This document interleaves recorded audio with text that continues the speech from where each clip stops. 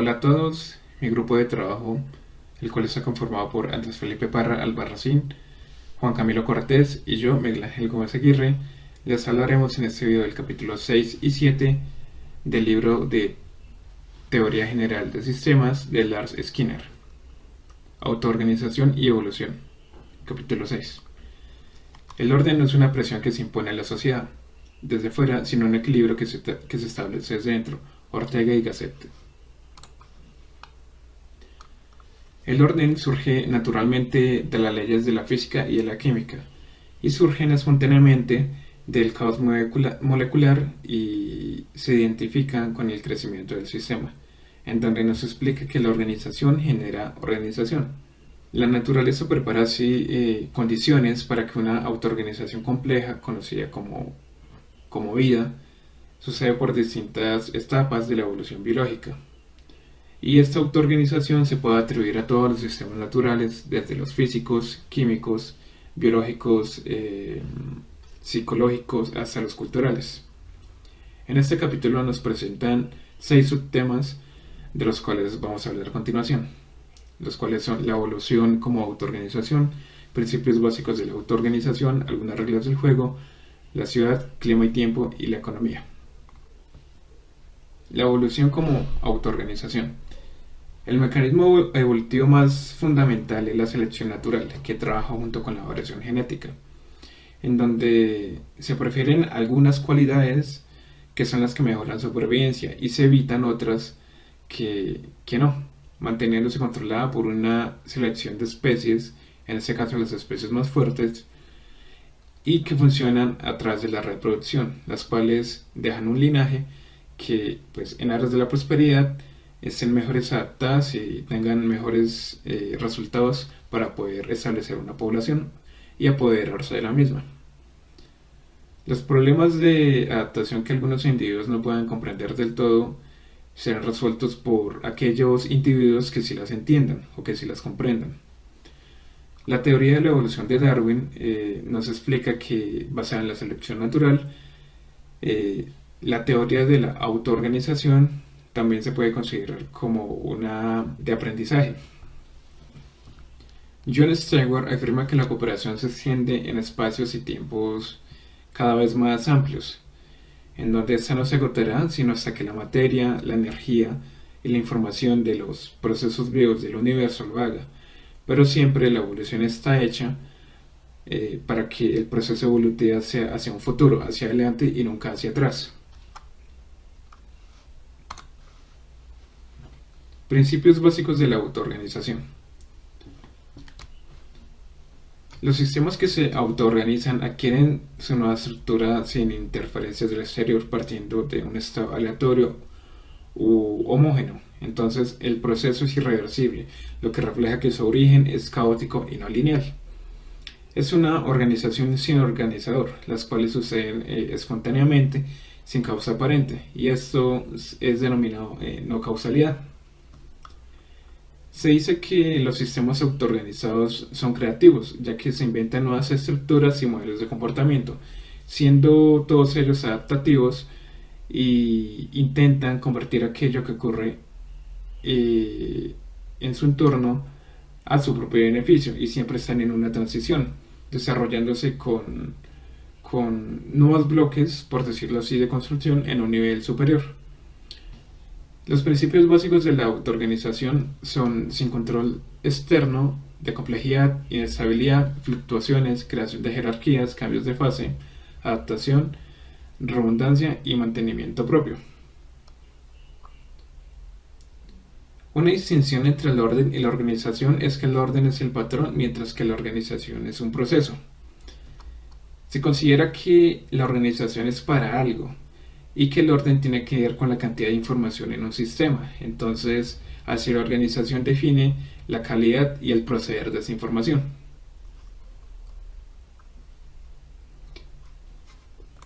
Algunas reglas del juego.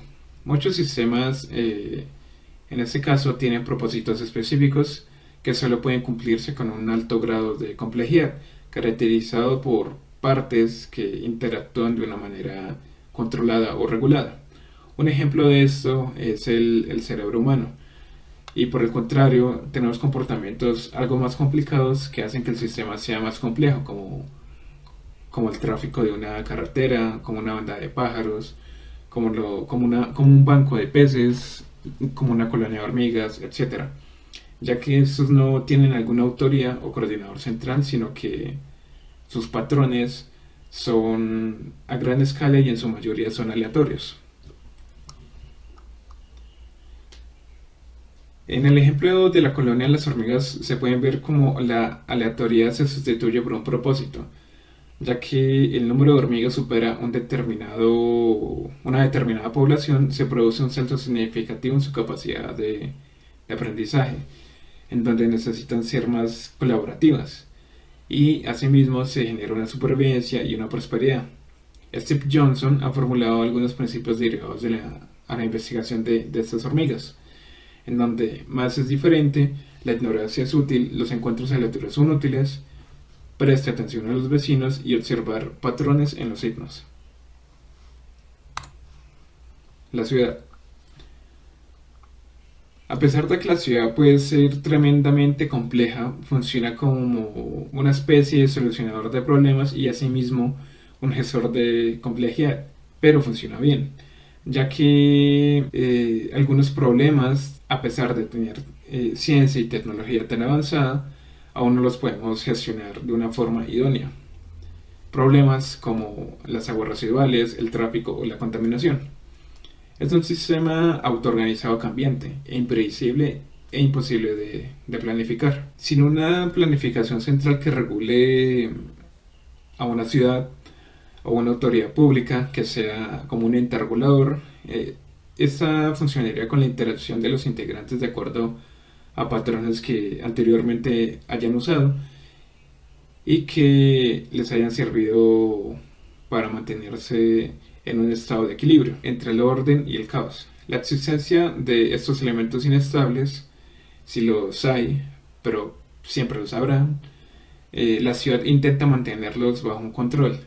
Entonces se hacen el uso de elementos tales como las cárceles, manicomios y otras instituciones, las cuales permitan un desarrollo fluido de este sistema. Clima y tiempo. El colapso de muchas sociedades antiguas se atribuyen a los rápidos cambios del clima, donde la culpa recae en las fuerzas, o eso nos han dicho generalmente, en que la culpa siempre cae en la sociedad, en las fuerzas sociales, en las economías y en las políticas. Estos cambios siempre han golpeado a las sociedades y lo volverán a hacer. El clima es un claro sistema autoorganizado y como tal está en condiciones susceptibles a fallar o a caer. Entonces no es posible definir ni influir cuándo esto pueda suceder. La economía. Si un sistema consigue diversificarse y aumentar su complejidad por encima de un determinado nivel crítico, experimenta un aumento explosivo de crecimiento y creatividad. A esto se le llama el despegue económico, y es una especie de autoorganización espontánea, en las que las economías del mercado en la sociedad están en un equilibrio entre la oferta, la demanda y los precios. Compañeros, acerca de la séptima parte de inteligencia artificial y vida. Esta se compone de diferentes secciones: la prueba de Turing, procesamiento paralelo de redes neuronales, sistemas expertos, algunas otras aplicaciones, vida artificial, virus informáticos y un futuro sombrío. Los científicos y las sociedades occidentales suelen promover diferentes proyectos y esta vez se basan en dos muy importantes: la fusión nuclear y el de la inteligencia artificial. Se han invertido millones de dólares y de ambas partes se conoce muy poco, pero ellos aseguran que ya falta poco para eso. Sin embargo, los pensamientos y las actitudes del área de la inteligencia artificial no se basarán mucho sobre ordenadores, sino que se basarán sobre la naturaleza, la conciencia y la mente. La inteligencia artificial tiene un objetivo muy claro, muy sencillo, y es aumentar y mejorar la capacidad mental humana, sustituyendo la actividad mental por la actividad de un hombre. La primera parte de esta es la prueba de Turing. Volvemos a la actitud conductivista y comentamos sobre el test de Alan Turing. Este texto, introducido sobre 1950 por el informático Alan Turing, su objetivo era averiguar si un ordenador podía realmente tener la capacidad para pensar. La idea era tan sencilla como brillante. Una persona plantea preguntas a un encuestado invisible, ya sea un ordenador o un ser humano. La imposibilidad de reconocer si las respuestas provienen de un ordenador o un ser humano, se dice que la prueba es del ordenador que realmente puede pensar. Para la prueba sea razonablemente realista, la comunicación debe intercambiarse de forma neutra, digamos con una ayuda, un teclado o una pantalla. Gracias a esta se lograron hacer varias pruebas famosas, entre ellas el premio Loebner de inteligencia artificial por $60.000. El requisito era presentarse para un programa informático de conversación lo suficientemente inteligente como para engañar a un jurado de 8 interrogatorios. Procesamiento paralelo y redes neuronales. Hoy en día una parte importante del desarrollo de la inteligencia artificial se lleva a cabo dentro de una de las áreas de las redes neuronales y el procesamiento paralelo. Los investigadores y neurocientíficos médicos dentro de esta área a menudo se denominan conexionistas. Sostienen que las funciones mentales como la cognición y el aprendizaje dependen de la forma en la que las neuronas se interconectan y se comunican con el cerebro. Durante mucho tiempo se ha sabido que el proceso paralelo en el cerebro se autoorganiza y varios subprocesos se ocupan de la red de la tarea principal que se ejecuta simultáneamente en diferentes partes de la red neuronal del cerebro. La función o el objetivo es construir redes de computadoras paralelas que consistan en neuronas artificiales y acercarse a algo de manera similar a lo que es el cerebro real. Uno de los beneficiarios de los efectos del área de la inteligencia artificial son los sistemas expertos, programas para la resolución de problemas en algún tipo de dominio científico o técnico. Un sistema experto se puede definir como un sistema basado en computadora que comprende la suma total de un conocimiento y reglas generales que representan el nivel más alto de experiencia en un campo determinado. Como podemos observar en la gráfica, esta se compone de dominio, conocimiento y datos y es una estructura de un sistema experto. Una base de datos de conocimiento que contiene hechos de dominio, heurística asociadas al problema y comprensión y la resolución del mismo. Un procedimiento de inferencia o estructura de control para la elección del conocimiento relevante al utilizar bases de datos de conocimiento en la solución del problema. Una memoria de trabajo o una base de datos global que realiza un seguimiento del problema, estado de entrada para el problema real y un historial de lo que se ha hecho. La interfaz es la que gestiona la interacción entre el hombre y la máquina y trabaja de forma natural y fácil de usar. Algunas otras aplicaciones. La aplicación potencial tanto de las redes neuronales como del procesamiento paralelo es más evidente en el área de la comprensión y lenguaje natural del reconocimiento del habla. Para romper la barrera del idioma hacia el reconocimiento de la traducción informática de correspondencia científica, artículos. Bueno, la vía artificial es una ciencia bastante nueva que en el primer intento de definir el área implica paralelismo con la inteligencia artificial. ¿Esto qué quiere decir? Que así como la inteligencia artificial tiene relación con la inteligencia, la vida artificial tiene relación con la vida misma. La promoción de la vida artificial tiene muchos estímulos diferentes. Las opciones acumuladas sobre la vida artificial han cristalizado en dos principales, que es la vida artificial débil y la vida artificial fuerte.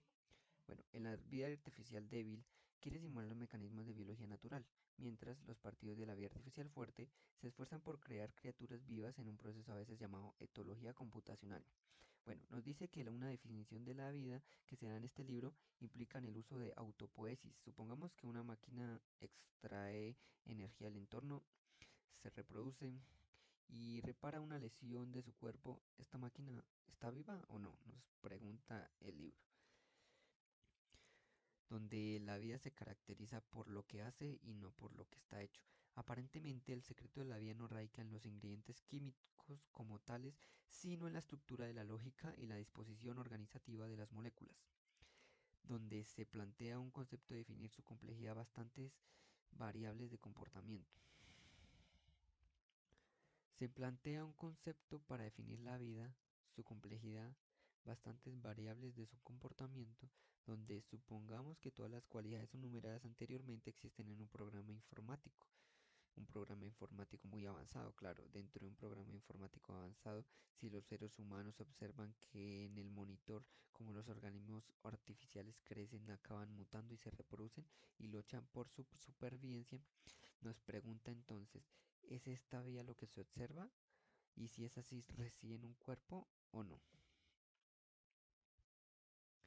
Para resolver este problema, algunos investigadores de la vida artificial han propuesto el test del pato, que nos dice que es un pato mecánico extremadamente realista. Si se parece a un pato, se comporta como un pato, pertenece a la categoría de los patos, pertenece, en otras palabras, si un organismo artificial imita perfectamente a un ser vivo y engaña al observador, es un ser vivo. No importa de qué esté construido, el núcleo de la vida se encuentra en su organización lógica, no en el material que se encuentra o en el que reside. De esto se creó un juego tipo ajedrez donde las fichas podrían morir o vivir, que se les llama el juego de la vida. Algunas reglas para este juego, como lo son que una célula muerta con exactamente tres células vecinas volverá a la vida, o una célula viva con dos o tres vecinas vivas continuará con vida. En caso contrario, morirá por soledad o por superpoblación. Bueno, lo que sucedió cuando el juego comenzó fue que el juego se jugaba solo, determinado por las reglas generales. La mayoría de las configuraciones iniciales se establecieron de patrones estables, otras se establecieron en configuraciones periódicas, mientras que algunas adquirieron biografías muy complejas. Bueno, un objeto de cinco células que cambiaba su cuerpo con cada generación, siempre en la misma dirección sobre la pantalla, era un sistema oscilante móvil sin masa física, aparentemente una especie de vida artificial que se desarrolla, evoluciona, se adapta y se... En conclusión nos dice que la vida artificial es entender el fenómeno de la vida por medio de la síntesis, es decir, unir elementos simples para generar un comportamiento similar al de la vida en los sistemas creados por el hombre. Decía que la vida no es una propiedad de la materia en sí, sino que la organización de esa materia reside en la organización de las moléculas, no en las moléculas mismas.